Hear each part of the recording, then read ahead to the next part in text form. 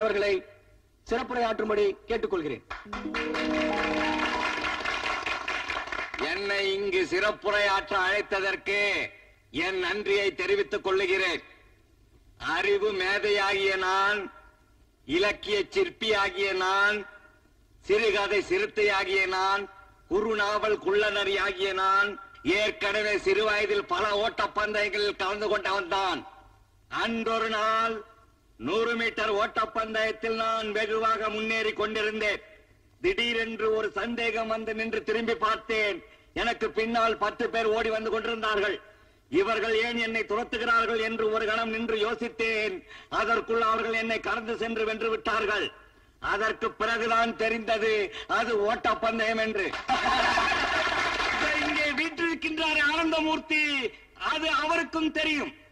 நானும் அவரும் சிறு வயதிலிருந்தே ஒன்றாக படித்தவர்கள். அவர் என்னை எப்பொழுதும் ராஜா மந்திரி விளையாட்டு விளையாடலாம் என்று கூப்பிடுவார்கள். என்னை ராஜா என்பார், அவரை மந்திரி என்பார். ராஜாக்களை ஒழித்து விட்டார்கள், ஆனால் மந்திரிகளை எந்த நாட்டிலும் ஒழிக்க முடியவில்லை, ஒழிக்கவும் முடியாது என்பதை அன்றே அவர் தெரிந்து கொண்டவர். ஆனால் எனக்கு இன்றுதான் தெரிந்தது.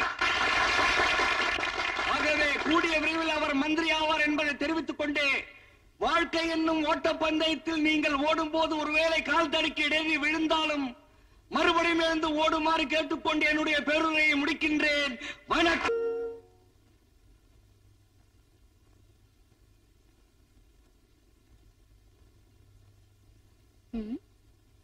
பெரிய சிந்தனையாளரு, பேப்பரும் பேனாவும். பேனா வேற ஒலக்க மாதிரி. கதை எழுதிக்கிட்டு இருக்கேன். நல்ல மூட்ல கதை எழுதும் போது இங்கு தீர்ந்து போனா கற்பனை தடப்பட்டுடும். அதுக்குத்தான் இந்த பேனா. 1/2 பாட்டில் போட்டிருக்கேன் இங்கு. என்ன சிரிப்பு? நீ காலேஜ் ப்ரொஃபசரு, சம்பாதிக்கிறதுனால என்ன அடிக்கடி திட்டுற, அடிக்கிற. நானும் சம்பாதிக்க ஆரம்பிச்சேன்னா உன்னை அடிக்கலாம், திட்டலாம் பாரு. எந்த மாதிரி கதை எழுத போறீங்க? காக்காயும் வடையும், நரியும் திராட்சையும், சுண்டலியும் சிங்கமும், இந்த மாதிரி கதை தானே? நான் என்ன பாப்பா மலர், அம்புலி மாமா படிக்கிறவனா? வயசு என்னவோ கூடதா, ஆனா அறிவு பாப்பா மலர் படிக்கிற மாதிரி. நம்ம நாட்டுல பெரிய பெரிய அறிஞர்கள், எழுத்தாளர்கள் எல்லாம் முதல்ல குழந்தையா பிறந்தவங்க தான். அப்புறம் தான் வளர்ந்து எல்லாரும் கதை எழுதிருக்காங்க. நான் கூட டில்லிக்கு போய் அங்க கதை எழுதி அங்கேயே அவார்டு வாங்குறேன் பார். போங்க போங்க, டெல்லி வரையிலும் போங்க. உள்ளூர்ல கருவாடு கூட வாங்க முடியாது. என்ன சொன்ன? கருவாடுனா அவ்வளவு கேவலமா? நம்ம நாட்டுல செத்து போனதுக்கு அப்புறம் நல்ல பேர் எடுக்கிறது கருவாடு ஒண்ணுதான், வேற எவனும் கிடையாது. பொம்பளைங்க அத தினம் நல்ல கருவாடு நல்ல கருவாடுன்னு சொல்றாங்க. இதெல்லாம் உனக்கு புரியாது. நான் சம்பாதிச்சு காமிக்கிறேன். நீ இங்க இருந்து கிளம்பு. மூட் அவுட் பண்ணாத போ. Sir, post parcel. அம்மா, திருப்பூர்ல இருந்து நம்ம சொந்தக்காரங்க பனியன் கிணின்னு அமைச்சிருப்பாங்கன்னு நினைக்கிறேன். திருப்பூர்ல நமக்கு எது சொந்தக்காரங்க? இது எங்கேயோ போக வேண்டியது. தப்பான அட்ரஸ் வந்துருச்சா என்னமோ? கரெக்டான அட்ரஸ் தான் வந்திருக்கு. இது திருப்பூர் பணியன் இல்ல, உங்க புருஷன் எழுதின கதைங்க எல்லா பத்திரிகை ஆபீஸ்ல இருந்து திருப்பி அனுப்பிச்சிருக்காங்க. கதை எழுதுற மூஞ்சி முறக்கட்டை. நான் அப்பவே சொன்னேன், இந்த வெட்டி வேலையெல்லாம் வேணான்னு. கதை எழுதுறாராம் கதை. கொஞ்சம் கூட ரசிப்பில்லாதவனுங்க. இந்த கதைய மாணவர்கள் படிச்சிருந்தா எவ்வளவு முன்னேற்றம் கிடைச்சிருக்கும், அரசியல்வாதிகள் படிச்சிருந்தா எவ்வளவு திருப்பம் கிடைச்சிருக்கும். திருப்பி அனுப்பிட்டார்களே. ஏதோ அம்மா ப்ரொஃபசர் அவங்களுக்கு ஒரு மரியாதை கொடுத்து ஏதோ அவங்களுடைய புருஷனாச்சே அப்படின்னு திருப்பி அனுப்பிச்சிருக்காங்க. இல்லாட்ட இந்த கர்மத்தை குப்பை தொட்டில போட்டுப்பாங்க. ஏப்பா, இந்த கதையெல்லாம் என்ன செய்யறது? பழைய பேப்பர் வந்துட்டான், போட்டுருங்க. திருப்பி அனுப்புன கதையெல்லாம் கூட எடுத்துக்குவோம். பேப்பர் இங்க வாங்க. ஆசிரியரே, நீ இப்படி எல்லாம் கதை எழுதுனா திருப்பி தான் வரும். கதையை ரியலா எழுதணும். இப்ப ஒரு காதலனும் காதலையும் பேசிக்கிட்டு இருக்காங்க. அவங்க என்ன பேசுறாங்க அப்படிங்கறத மறைஞ்சிருந்து ரியலா எழுதுங்க, அந்த கதை போகும். ஒரு கள்ள கடத்தல்காரன் அவன் எப்படி கடத்தல் பண்றான் அப்படிங்கறத அப்படியே மறைஞ்சிருந்து எழுதுங்க, அந்த கதை பேப்பர்ல போடுவாங்க. ஒரு பிப்பாயிட்டுக்காரன் அவன் எப்படி பிப்பாயிட்டு அடிக்கான் அப்படிங்கறத பார்த்து எழுதுங்க, அந்த கதை போகும். நீங்க மட்டும் இப்படி எழுதிட்டீங்க, 1 வருஷத்துல நீங்க ஓஹோன்னு ஆயிரலாம். அருமையான யோசனை. அப்ப நான் வரட்டுங்களா? வர்றேன் வர்றேன். டார்லிங், ஹனிமூன் கொடைக்கானல் போலாமா? போலாங்க. ஓகே. அருமையான காதலர்கள் காதல் மேட்ரு பேசுறாங்க, அப்படியே கவர் பண்ணுவோம். அங்க போய் ஒரு அருமையான காட்டேஜ் புக் பண்ணி ஆர்டிகல். என்னங்க அப்போ இனி நைட்டே கொடைக்கானல் போலாங்களா? கல்யாணம் ஆறதுக்கு முன்னாடியேவா? அதெல்லாம் அப்புறம் பாத்துக்கலாங்க. அப்புறம் பாத்துக்கலாமா? எதை அப்புறம் பாத்துக்கலாம்னு சொல்ற? கல்யாணத்தை தான் சொல்றேன், புரியலையா? கொடைக்கானல்ல குளிர் அடிக்கும், ஒரே கம்பளி போத்தி படுத்துக்கலாம். ஒரே கம்பளியா? ஆமா, அப்பதானே பிரியாம இருப்போம். ஒரே கம்பளியில படுத்தா நீங்க சும்மா இருக்க மாட்டீங்களே. ஏன், என்ன செய்வேன்? முதல்ல கணத்துல கை வைப்பீங்க. இப்படியா? அப்புறம் அதுக்கப்புறம் தோல்ல கை வைப்பீங்க. இப்படியா? அதுக்கப்புறம் உங்களுக்கு தெரியாதாக்கும். கொஞ்சம் விட்டா போதுமே, கையிடுங்க. கை இங்க தானே இருக்கு. இன்னொரு கை இதுல இருக்க.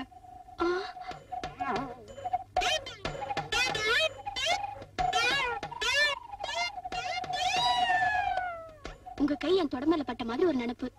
ஓன் தொடம்பல நான் ஏன் கையை வைக்கிறேன்? வேற எவனா வச்சிருப்பான். சரி, கொடைக்கானல் அப்புறம் பாத்துக்கலாம். இப்போ ஒரு முத்தம் கூட. ஐயே, இங்க எல்லாரும் பாக்குறாங்க, நான் மாட்டேன். பார்த்தா என்ன, நம்ம தான் கல்யாணம் பண்ணிக்க போறோமே. அதுக்குன்னு இடம் பொருள் இல்லையா? இங்க நான் கொடுக்க மாட்டேன். ஏய், சத்தம் இல்லாம ஒரு முத்தம் கூட. மாட்டேன் தம்பி, எல்லாம் சரிதான். இந்த கடைசியா சொன்னீங்களா, அது முத்தமா சத்தமா? யாரையா நீ?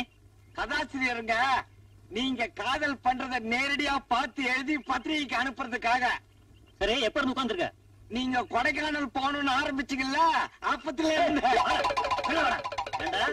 நாங்க பேசினதெல்லாம் கேட்டு கதை எழுதி புஸ்தகமா போடுவாங்க.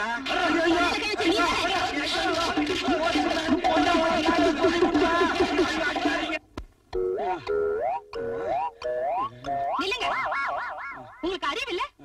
கதை எழுதுறாரா? கதை. அந்த பொண்ணு யாரு நினைச்சுக்கிட்டு இருக்கீங்க? எங்க காலேஜ் ஸ்டூடெண்ட். அவளை கட்டிக்க போறவ. காதல் கதை எழுதுற மூஞ்சிய பாரு. அந்த பொண்ணு என் ஸ்டூடெண்டா இருந்ததுனால இதோட தப்பிச்சீங்க. இல்லன்னா அடிச்சே கொண்டு இருப்பாங்க. இனிமே அந்த மாதிரி பண்ணுனீங்க, நானே என் கையால நிறுத்துங்க. கொண்டாடி போய் புருஷன் எடுத்து நிற்கலாமா? தப்பு இல்ல, ஏதோ தெரியாம நடந்து போச்சே, மன்னிச்சிருங்க. இவர் வந்ததுனால தப்பிச்சீங்க. பெட்ரூம் அவங்க கவனிச்சுக்கிறேன். வாங்க. என்ன சார் ஆச்சு? இதுதான் ஆச்சு. என்ன? நீ காதல் ஜோடியை போய் நேரா பார்த்து எழுத சொன்னியா? ரெண்டு லவர்ஸ் பேசிக்கிட்டு இருந்தாங்க. நைசா கிட்ட போய் அந்த பையன் பேசுறதெல்லாம் முதல்ல எழுதுன, அப்புறம் அந்த பொண்ணு பேசுறதெல்லாம் எழுதுன. கடைசியில அவங்க ஏதோ குசு குசுன்னாங்க. அது கொஞ்சம் டவுட் வந்து, ஏங்க நீங்க கடைசியா சொன்னது முத்தமா சத்தமான்னு கேட்டேன். எவ்வளவு நேரமா இங்க இருக்கேன்னா, ஆரம்பத்துல இருந்தே இருக்கேன்னு. ஆரம்பத்துல இருந்து அடி வரைக்கும் போட்டு சாத்தி விட்டாருங்க. ஏன் சார், இத போய் யாராவது கேட்பாங்களா? ஏதோ ஒளிஞ்சிருந்து எழுதுறாமா, ஓடி அந்த அம்மன் இருக்காம இத போய் கேட்டிருக்கீங்களே, இத கடிக்காம முத்தம் கொடுப்பாங்களா? சரி, அதை விடுங்க. அடுத்து கள்ள கடத்தக்காரவங்க, அவங்க எப்படி தங்க கடத்துறாங்க அப்படிங்கிறத ஒளிஞ்சிருந்து எழுதுங்க. கள்ள கடத்தல், அதுல முத்தமா சத்தமானு கேட்க வேண்டியது இல்லையா? இதுல கரெக்ட் பண்ணிடலாம். போஸ்ட்மேன், நீங்க சொல்றதெல்லாம் டேஞ்சராவே இருக்குதா? என்ன கள்ள கடத்தல் கதை தானே எழுத சொன்னேன், அதுல என்ன டேஞ்சரு? நீங்க சொன்ன மாதிரியே கள்ளக்கடத்தல்காரங்களை தேடி கண்டுபிடிச்சு மறைஞ்சிருந்து எழுதிக்கிட்டே இருந்தேன்.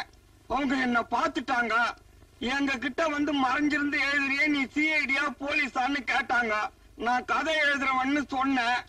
சரி, கதை எழுதி என்ன பண்ண போறேன்னு நானுங்க. உண்மை கதைன்னு புத்தகமா வெளியிட போறேன்னு. சரி, அதுல நாங்கெல்லாம் வருவோமான்னு கேட்டானுங்க. சத்தியமா வருவீங்கன்னு. உடனே 4 சாத்து உள்ள போட்டு அடிச்சுட்டானுங்க. ராத்திரியோட ராத்திரியா மாறு வேஷம் போட்டு தப்பிச்சு வந்தேன். யோ, இதெல்லாம் போய் அவங்கள்ட்ட சொல்லலாமா? நாளைக்கு அவங்கள புடிச்சிட மாட்டாங்க. அப்ப என்ன பண்ணலாம் போஸ்ட்மேன் சார்? ஒரு அருமையான செக்ஸ் கதை எழுதுங்க. அதுல யாரும் உங்களை ஒண்ணும் செய்ய முடியாது. எப்படி? இப்ப உங்க பொண்டாட்டி காலேஜுக்கு போயிட்டாங்க, நீங்க மட்டும் வீட்டுல தனியா இருக்கீங்க. ஒரு 16 வயசுல ஒரு பொண்ணு அஜல் அஜல் அஜல்னு நடந்து வரா. அந்த பொண்ணு வீட்டுல யாரும் இல்லைன்னு நினைச்சு அப்படி தாவணி எடுத்து நைசா விளக்குனா. அப்ப உங்க மூடு கலந்துக்கிடுச்சு. நீங்க கிட்ட போனீங்க, பின்னாடி போய் கட்டி புடிச்சீங்க, பிறண்டீங்க, உருண்டீங்க. நீங்க விடவே இல்லை. அந்த பொண்ணு ஆவுன்னு சத்தம் போட்டா, நீங்க அந்த கற்பனையிலேயே ஊறி உச்ச கடத்துக்கு போயிட்டீங்க. இப்படியே அந்த செக்ஸ் மேட்டரை ஸ்டோரி ஆக்கி வீட்டுக்குள்ளே எழுதிருங்க. வீட்டுக்குள்ளேயே தானே? இதுல அடிமுடி சண்டை ஒண்ணும் கிடையாது, வெளியாலும் கிடையாது. அசத்திடுறேன். இப்போது ஒழுங்கா செய்யுங்க. ஒரு ஊரில் ஒரு கணவனும் ஒரு மனைவியும் வாழ்ந்து கொண்டிருந்தார்கள். அந்த மனைவியோ அவள் கணவனை தினமும் வேலைக்காரன் போல் நடத்தி கொண்டிருந்தாள். அதனால் கணவனோ அடங்காப்புடாரியாகிய தன் மனைவியை தன் வழிக்கு கொண்டு வர வேண்டும் என்று நினைத்தான். அப்பொழுது ஒரு நாள் என்ன கதவு திறந்து கிடக்குது? லைட் வேற இல்ல, இருட்டுல கதை எழுதுறாரா? அவள் அலுவலகத்தில் இருந்து எங்க வந்த போயிட்டாரு?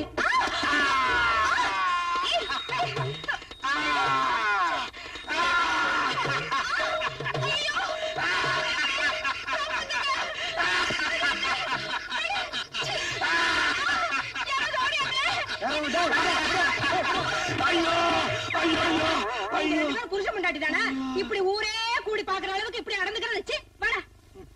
கருவு இருக்கா? அந்த போஸ்ட்மேன் அடிப்பையன் வந்தாமா, ராப்பிங் கதை எழுது, அதுதான் மார்க்கெட்டுக்கு நல்லா இருக்குன்னாமா. நான் அந்த மூடுலயே இருந்தேனா, எப்ப இருட்டுச்சு எப்ப நீ வந்தனே எனக்கு தெரியலம்மா. கற்பனை பண்ணி கதை எழுதுங்கன்னா நீங்க கற்பழிக்க முயற்சி பண்ணிருக்கீங்க. அதுவும் உங்க பொண்டாட்டிய. உலகத்திலேயே பொண்டாட்டிய கற்பழிக்க முயற்சி செஞ்சது நீங்க ஒரு ஆளா தான் இருக்கணும். அது இல்லப்பா, நான் ரொம்ப டீப்பா திங்க் பண்றேன்னா அப்படியே ஒன்றிடுறேன். அதனாலதான் இந்த ப்ராப்ளம். சரி, அதை விடுங்க. இந்த பிப்பாயிட்டுக்காரங்க இல்ல, அவங்கள பத்தி கதை எழுதுங்க. ஐயோ நமக்கு வேண்டாம்பா, ஆள விடு. நீ என்ன இப்படி சொல்லிட்டீங்க? பிப்பாயிட்டுக்காரங்க ஏன் பிப்பாயிட்டு அடிக்கிறாங்க? பல பேருக்கு வேலை இல்ல. கண்ணீர் கதைங்க, கண்ணீர் கதை. கண்ணீர் கதை, கண்ணீர் கதைன்னா நமக்கு தூள் இல்ல, நீ தூள். கூட்டம் நிறைய இருக்கு, பெரிய பெரிய பாட்டிங்களா வந்திருக்கு. சில்லறையோட நேரம் பார்த்து செமத்தியா பிக் பாக்கெட் அடிச்சிடணும். நம்ம தொழிலா இருந்தா வாடா. பிக் பாக்கெட் கோஷ்டி இவங்க தானா? இவங்களை ஃபாலோ பண்ணி இவங்க வாழ்க்கை வரலாற்றை எழுதிட வேண்டியதுதான்.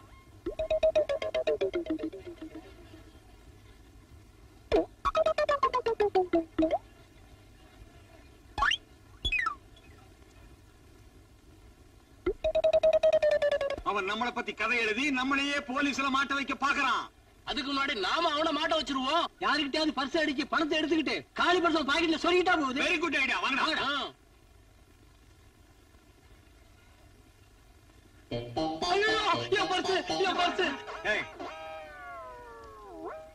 இந்த காலி பர்ஸ் அவன் பாக்கெட்ல வச்சிரு.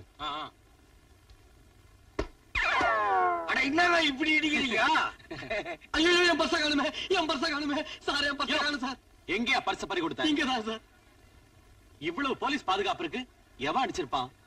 சார் சார், அங்க ஒருத்த நிக்கிறானே, எங்கெங்க கூட்டம் இருக்கோ அங்க எல்லாம் நிக்கிறான், ஒரு மாதிரியா பாக்குறான்.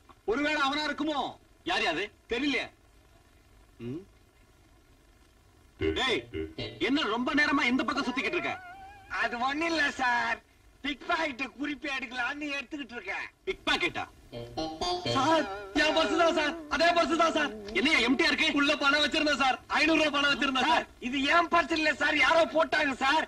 ஏன் பர்ஸ் இது சார். இதா என் பணம் தான் சார், அதே பணம் தான் சார், அதே நோட்டு தான் சார். அவன் போய் சொல்றான் சார், அது ஏன் பணம் சார். அடுத்தவன் பர்ஸ் அடிச்சுட்டு அவன் பணத்தை உன் பாக்கெட்ல வச்சுட்டு உன் பணம் நான் சொந்த கொண்டாடுற சார். நீங்க புரியாம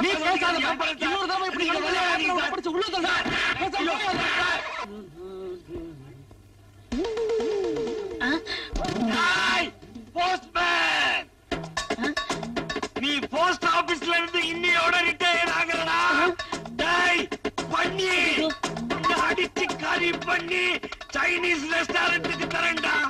என் பொண்டாட்டி ஒரு நாளைக்கு அடிச்சாலும் ஒரு நாளைக்கு அழைப்பா.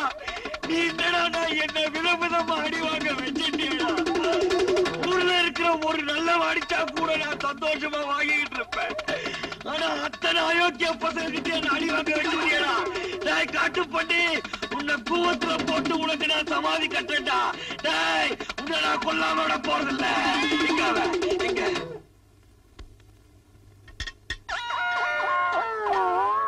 உள்ளத்தான் போயிருப்பான்.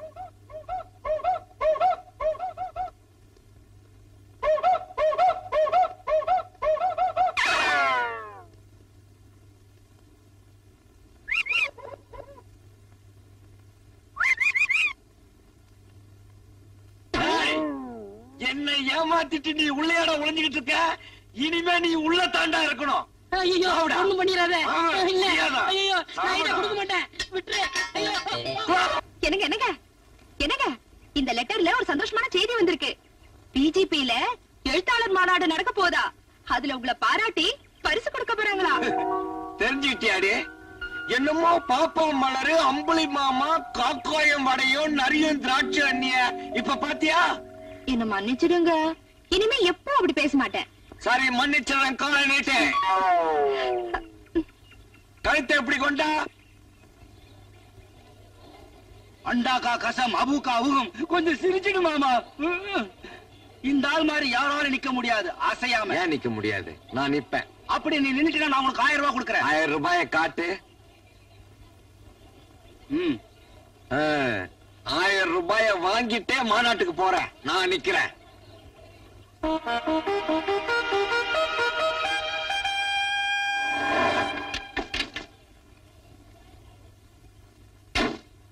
கமலா, பிஜிபிக்கு ஃபேமஸ் ஒரு ஆள் அசையாம சில மாதிரி நிப்பாரு.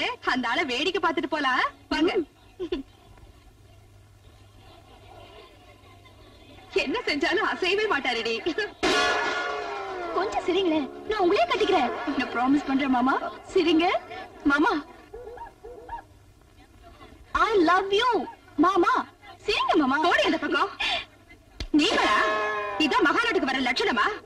தினமும் பிஜேபிக்கு வந்து இப்படிதான் நிக்கிறீங்களா? இனிமே வீட்டு பக்கமே வராதீங்க, என் கூட பேசாதீங்க, உங்க வைஃப்னு சொல்லிக்காதீங்க. எனக்கு எவ்வளவு அவமானமா போச்சு. அம்மா லட்சுமி, உனக்கு அவமானமா போச்சு, எனக்கு 1000 ரூபாய் போச்சுமா. அம்மாடி, அட நம்ம ஆளு அனந்தமூர்த்தி. அனந்தமூர்த்தி எப்படா இருக்க? என்னடா பாட்டிலு? நான் காலையில பாக்கெட்ல அடிச்சேன், நீங்க ஃபாரின் அடிக்கிறீங்க. மந்திரினால கிரேட்டா தாண்டா இருக்கிறீங்க. அசத்திட்டா. என்ன இது மந்திரிக போய் வாடா போடான்னு பேசிக்கிட்டு மரியாதை வேண்டாம்? அவன் என்னோட கிளாஸ்மேட். நானும் தான் கிளாஸ்மேட். வாடா போடான்னு நான் பேசுறேன். நீ அடிக்கிறது இல்ல, நான் படிக்கிறது இல்ல. அனந்தமூர்த்தி, என் சோழ கதையை கேட்டியா? கதை எழுதி என் கதை கண்டலாம் போச்சு. என் பொண்டாட்டி என் பேனாவிலேயே தினமும் என்ன அடிக்கிறா. அனந்தமூர்த்தி, நான் இனிமே அந்த பேய போய் பார்க்க போதில்ல. நான் இங்கே இருந்துடுறேன். நீ ஒண்ணும் கவலைப்படாத, இனிமே இங்கே இருந்துரு. ஊத்து.